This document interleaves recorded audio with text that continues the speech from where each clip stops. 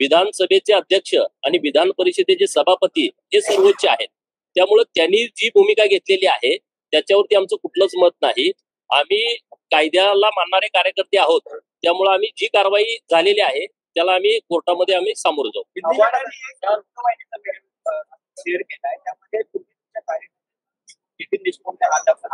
अरे तुम्ही बघा ना, तो नितीन देशमुख माझ्या ओळखीचा कार्यकर्ता नाही आणि तो कशा पद्धतीनं खालनं एवढी सगळी गर्दी आहे. आम्ही तिकडे कोपऱ्यात सगळे व्हिडिओ काढा ना, जवळपास 10-15 मिनिटं मी तिथं होतो आणि आमचे काही कार्यकर्ते ते फोटो काढत त्यांच्या बरोबर उभा होतो. परत आम्ही बोलून, कारण काल माझी लक्षवेधी होती, काल अर्ध्या तासाची चर्चा होती, अख्खा दिवस मी सभागृहात होतो.